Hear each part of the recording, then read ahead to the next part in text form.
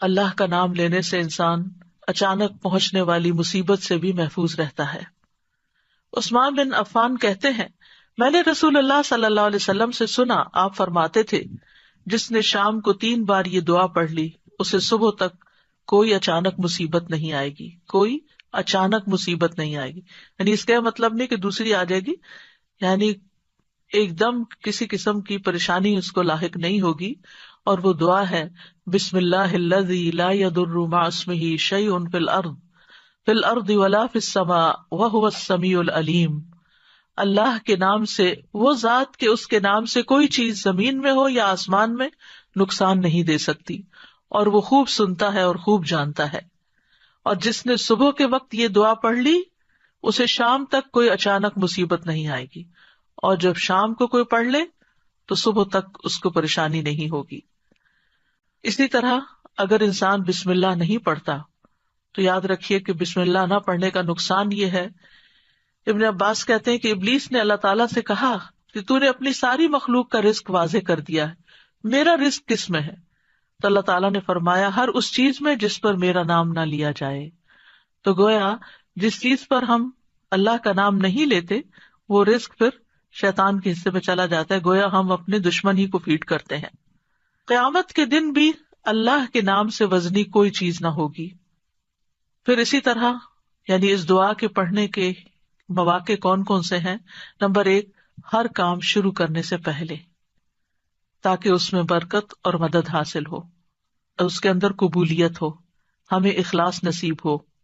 پھر خاص طور پر کھانا کھانے سے پہلے، حضرت عائشہ کہتی ہیں کہ رسول اللہ صلی اللہ علیہ وسلم نے فرمایا، جب تم میں سے کوئی کھانا کھانے لگے تو چاہیے کہ اللہ تعالیٰ کا نام لے، پھر اگر شروع میں اللہ تعالیٰ کا نام لینا بھول جائے تو چاہیے کہ یوں کہے، بسم اللہ اولہ و آخرہ، اللہ کے نام سے اس کھانے کے شروع میں اور آخر میں بھی۔ پھر اسی طرح لباس اتارتے وقت بسم اللہ پڑھنی چاہیے۔ انس رضی اللہ عنہ سے روایت ہے کہ نبی صلی اللہ علیہ وسلم نے فرمایا، جنوں کی آنکھوں اور بنی آدم کی شرمگاہوں کا پردہ یہ ہے کہ جب ان میں سے کوئی اپنے کپڑے اتارے تو بسم اللہ پڑھ لے، یعنی اتارنے سے پہلے پڑھ لے، تو جن اور شیاطین کی نظر نہیں لگتی۔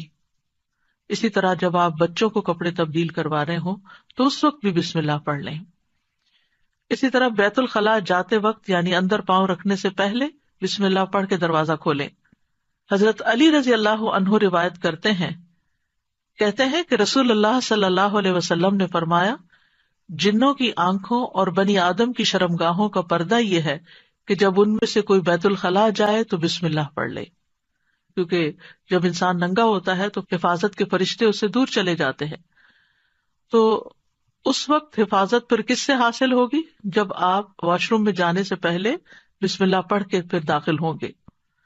اسی طرح وضو سے پہلے، ابو ہریرہ کہتے ہیں کہ رسول اللہ صلی اللہ علیہ وسلم نے فرمایا، لا صلاۃ لمن لا وضوء لہ ولا وضوء لمن لم یذکر اسم اللہ تعالی علیہ، کہ جس کا وضو نہیں اس کی نماز نہیں، اور جو شخص وضو کے شروع میں اللہ تعالیٰ کا نام نہ لے اس کا وضو نہیں۔ اب یہاں پر بعض لوگوں کو یہ پریشانی ہوتی ہے کہ ہم واش روم میں کھڑے ہوتے ہیں، وہیں سنک ہے، وہیں کموڈ ہے، تو پھر ہم بسم اللہ کس طرح پڑھیں؟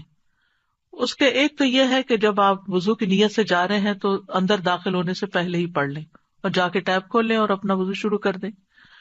دوسرا یہ ہے کہ آپ دل میں پڑھ لیں، لیکن اگر کوئی بھول گیا ہے تو جس وقت یاد آئے یعنی وضو کے دوران اس وقت بھی پڑھ سکتا ہے۔ پھر اسی طرح پڑھنا ہی بھول گیا تو اس کا کیا مطلب؟ وضو ہوا ہی نہیں سرے سے، یا پھر یہ کہ اس کی اگر وضو نہیں ہوا تو کیا نماز ہی نہیں ہوئی؟ نہیں، اس کا مطلب یہ ہے کہ اس کا وضو کامل نہیں ہوا۔ یہاں علماء نے اس کا مطلب یہ کیا ہے کہ اس کے وضو میں نقص رہ گیا، وضو ہو جائے گا، نماز ہو جائے گی، لیکن وہ جو برکت حاصل ہونی تھی یا زیادہ ثواب ملنا تھا اس سے انسان محروم ہو جاتا ہے۔ پھر اسی طرح یہ ہے کہ قرآن مجید کی قرأت سے پہلے بسم اللہ پڑھنی چاہیے۔